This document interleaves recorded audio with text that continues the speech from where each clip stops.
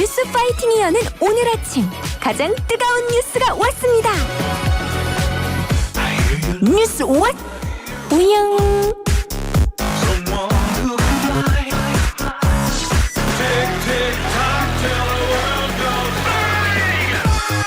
멋있고 듬직하고 똑똑하고 쓰리고 뉴스 찾기 이우영 아나운서와 함께합니다. 뉴스와 수영 이우영 아나운서 어서 오세요. 안녕하세요, 이우영입니다. 네, 오늘 화요일이네요. 비가 오는 화요일.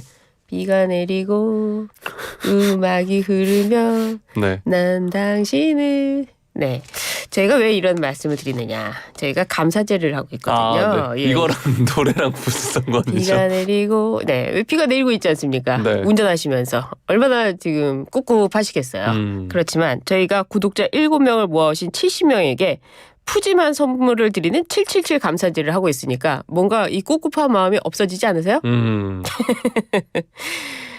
아이고야, 네, 죄송합니다. 네. 꿉꿉함을 덜어낼 상품이 있나 한번 싹 봤습니다. 딱 봤어요. 네. 그랬더니 인증샷 7개를 보내주시면 한우 선물 세트, 스키 종일권, 그리고 건강기능식품, 커피 쿠폰 보내드리고 인증샷을 가장 많이 보내주신 분께는 김치 냉장고 쏩니다. 저희 777 감사제 많이 참여해주세요. 네, 저도 참여할 예정입니다. 그래요. 김치 냉장고 놓치지 않을 거예요. 놓치지 않을 거예요. 네, 오늘 좋습니다. 네.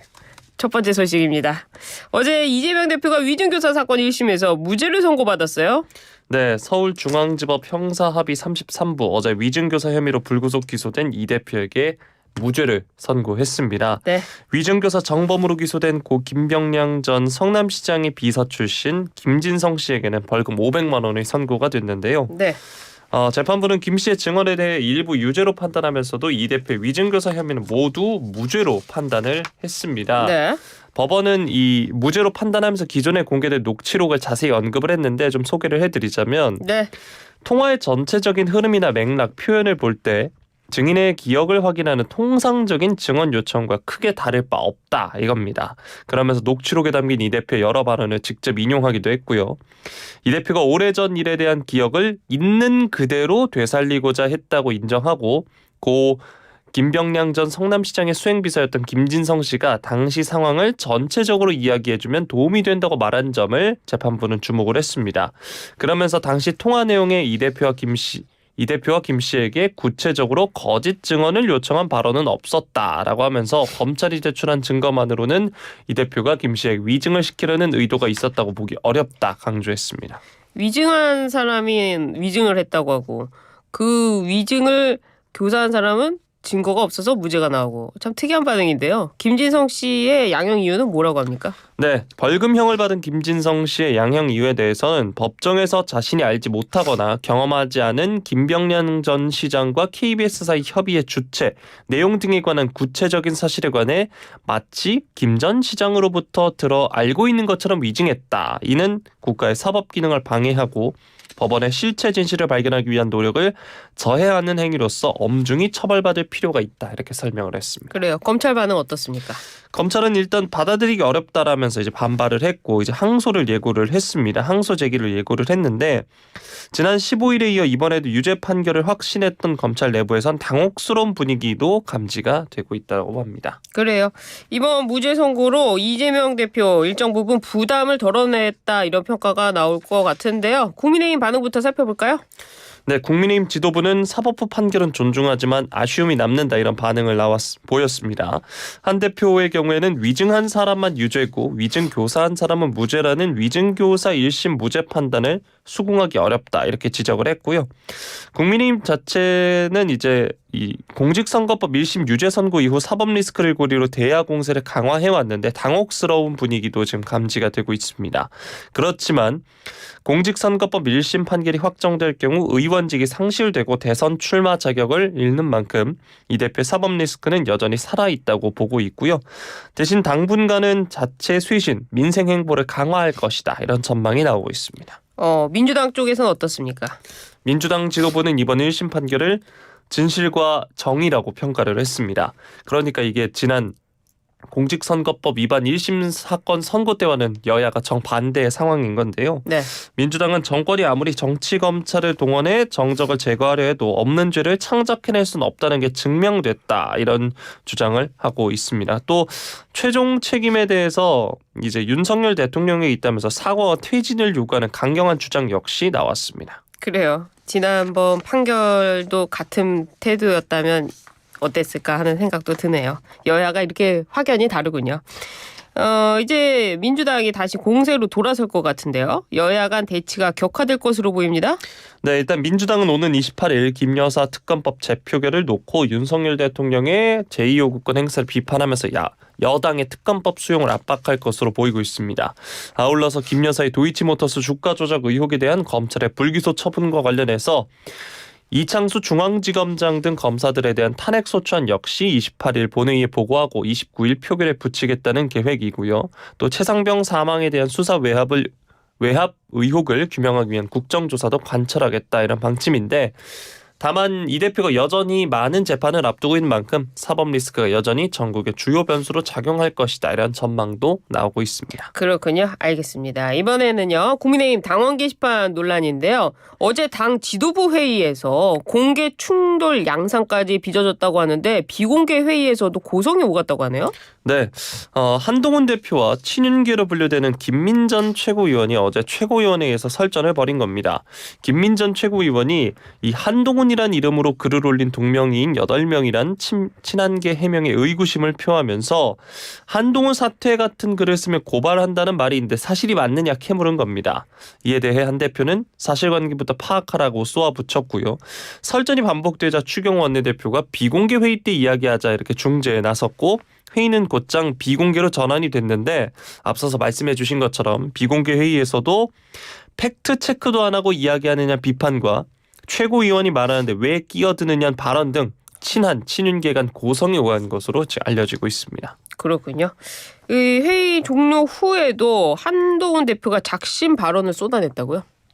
네, 한 대표가 이제 본인은 그동안 이 로우키로 대응을 해왔는데 정치적 목적을 가진 일부 세력들에 의해 관련 논란이 확산하고 있다고 보고 직접 반박을 했습니다. 익명 당원 게시판은 당이 익명으로 글을 쓰라고 연 공간이고 거기에선 당연히 대통령이든 당대표든 강도 높게 비판할 수 있다. 색출하라고 하는 것은 그 자체가 황당한 소리다. 어떻게든 당대표인 저를 흔들어 보겠다는 의도 아닌가라고 이야기했습니다. 그래요. 한편 어제 대통령실 참모들과 국민의힘 의원들 간 오찬 회동이 있었다고 하는데 어떻습니까? 네, 정진석 대통령 비서실장 주재로 국민의힘 소속 의원들과 이제 당정 화합의 자리가 있었는데요. 당에선 추경호 원내대표와 4선의 박대출, 한기호, 3선의 김정재, 김희정, 이만희 의원 등이 참석을 했고 대통령실에선 홍철호 정무수석, 장상윤 사회수석 등 수석급 이상 고위 참모진이 자리를 했습니다. 윤 대통령의 임기 반환점을 맞아서 당정 화합을 다짐한 것으로 알려지고 있고요. 인교환 최고위원의 경우에는 이 최고위원회에서 앞서 말씀드렸던 이 설전과 관련해서 공개 충돌한 점을 거론하면서 단합의 중요성을 강조한 것으로 알려졌습니다. 그렇군요. 알겠습니다.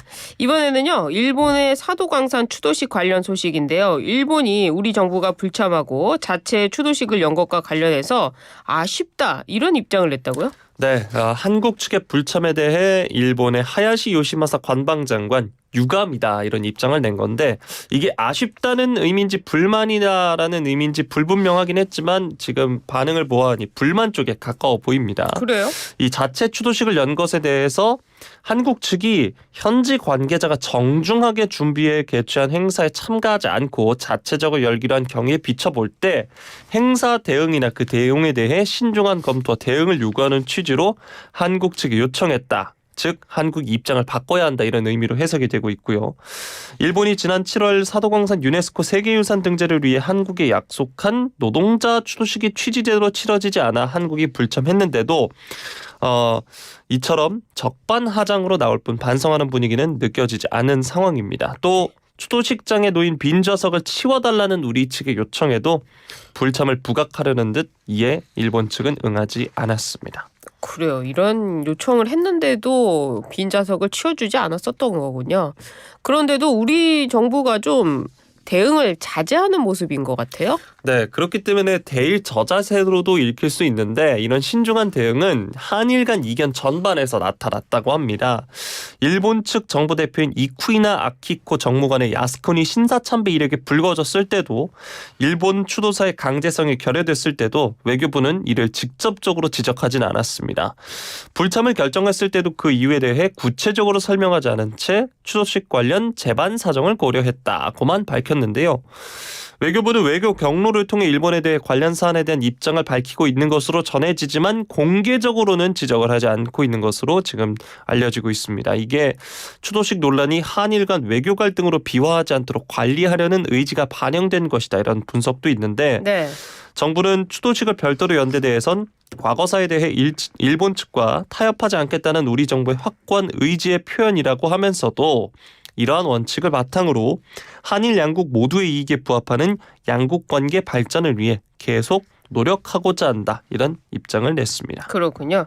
이런 와중에 일본은요. 한국이 불참한 주요 원인이었던 일본 대표의 야스쿠니 신사 참배 이력에 대해서도 부인을 했다고 하네요.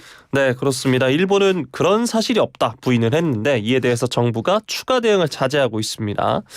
일본 측은 이제 전날에도 그저께에도 야스쿠니 신사 참배 이력이 없다고 주장을 했고 이에 외교부가 해당 의원은 2022년 7월 참의원 당선 및 임기 개시 이후인 2022년 8월 15일에 참배한 것으로 알고 있다라고 확인한 바 있는데 일본은 또다시 부인을 했고 외교부는 더는 대응하지 않은 것으로 지금 전해지고 있습니다. 그래요.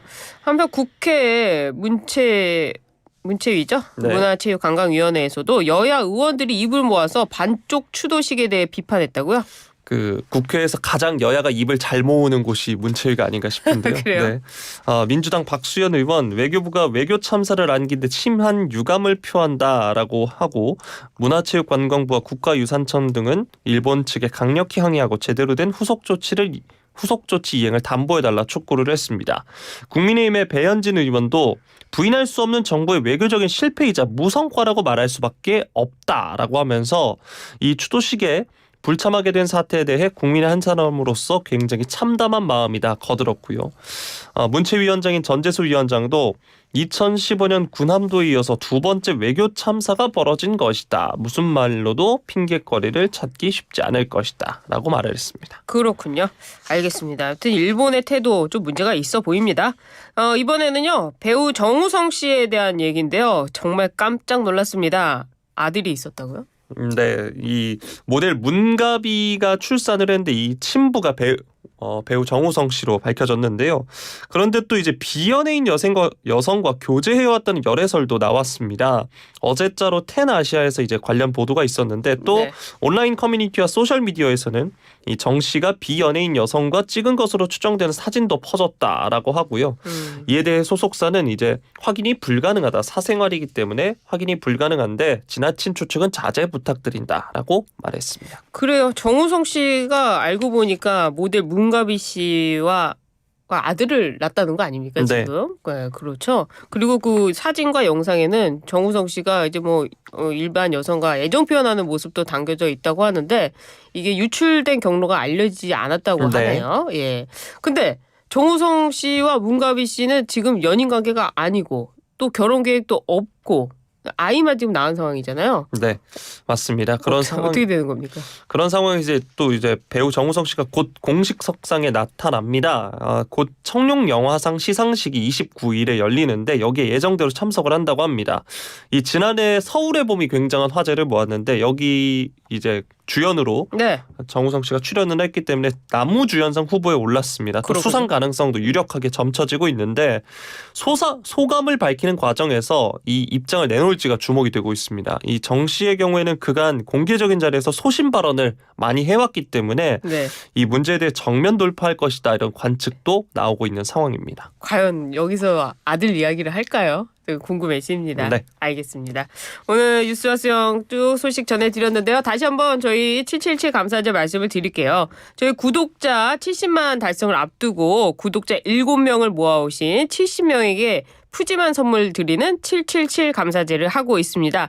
YTN 라디오 유튜브 구독 인증샷 7개를 모아서 카카오톡 오픈 채팅방 보내주시면 추첨을 통해 선물을 드리는데요. 선물 한우 선물 세트, 스키 종일권, 건강기능식품, 커피 쿠폰, 그리고 1등으로는 김치 냉장고 드리고 있습니다. YTN 유튜브 커뮤니티 탭에서 참여하실 수 있는 방법 있으니까요. 여기 확인해 주시고 꼭 상품 받아가시면 좋겠습니다.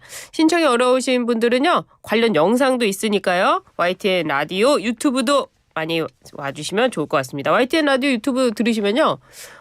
출근길에 이거 유튜브로 많이 들으시더라고요. 예, 댓글도 많이 남겨주시는데요. 댓글 남겨주시면서 보시면 더욱 신나고 재밌게 보실 수가 있습니다. 오늘 뉴스 왔어요. 여기까지 하도록 하겠습니다. 네, 고맙습니다. 감사합니다.